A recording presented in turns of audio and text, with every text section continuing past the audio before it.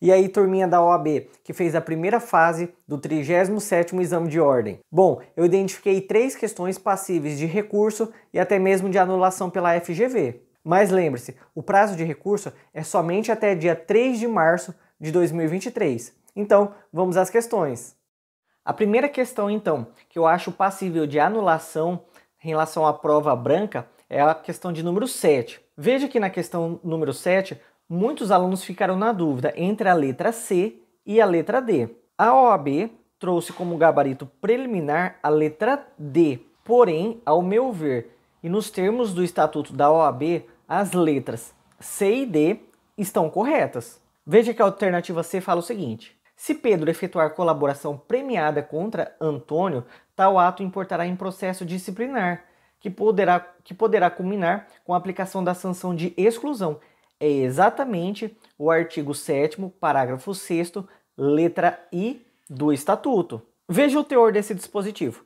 É vedado ao advogado efetuar colaboração premiada contra quem seja ou tenha sido seu cliente. Naquela situação da questão de número 7, o Antônio ele é um ex-cliente. A própria FGV deixa clara essa situação. E a inobservância disso importará em processo disciplinar, que poderá culminar com a aplicação do disposto no inciso 3º caput do artigo 35. Olha o que diz o artigo 35. As sanções disciplinares consistem em, inciso 3º, exclusão. A realidade é que as letras C e D, elas falam a mesma coisa do referido artigo, do artigo 7º, porém de uma forma diferente. Olha só a redação da letra D. Se Pedro efetuar colaboração premiada contra Mateus, não estará sujeito às penas relativas ao crime de violação do segredo profissional. Perfeito, letra D está correta também. Lembre-se que Mateus, neste contexto, é um juiz que não possui nenhuma relação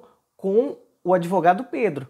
Mateus e Pedro estão sendo investigados, porém Pedro é o advogado e Mateus é o juiz, eles não possuem nenhuma relação. Então, acredito que essa questão será anulada e se não for anulada, fica aí já o artigo para você fundamentar o seu recurso. A segunda questão que eu acho passível de ser anulado na prova branca é a questão de número 50. Veja aí na sua telinha, é a questão que fala que os 3 médicos decidiram constituir uma sociedade de tipo limitada, cujo objeto é simples. A FGV trouxe como gabarito a letra C. Todavia, a questão mais correta, mais assertiva, é a letra B. A letra B está de acordo com o artigo 1155, parágrafo único do Código Civil. Veja o teor do parágrafo único. Equipara-se ao nome empresarial, para os efeitos de proteção da lei, a denominação das sociedades simples, associações e fundações. Veja como a própria FGV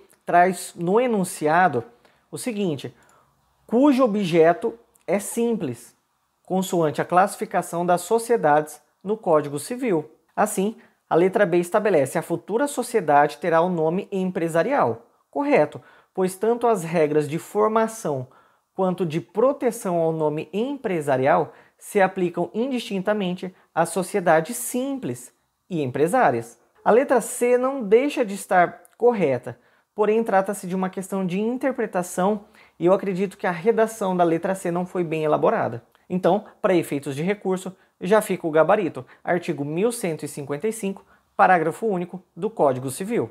E por fim, eu trago a questão 72 da prova branca.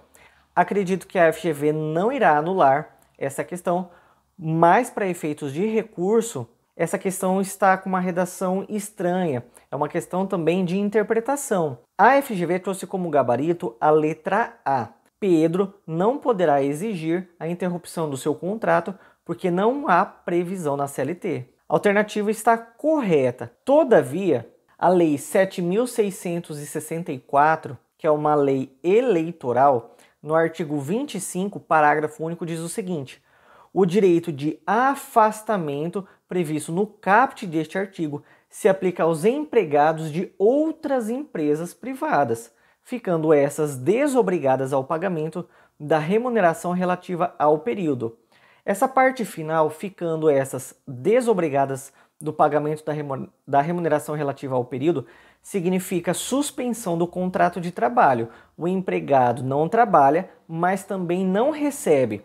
Observe que a parte inicial do parágrafo único diz o direito de afastamento. Então, trata-se de um direito. Então, realizando uma interpretação desse citado dispositivo, nós temos que a letra C também estaria correto, ou seja, o contrato de trabalho de Pedro ficará automaticamente suspenso a partir do lançamento da candidatura.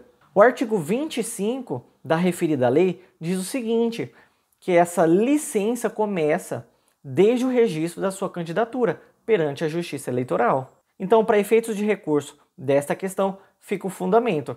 Artigo 25 e parágrafo único da Lei 7.664 de 88.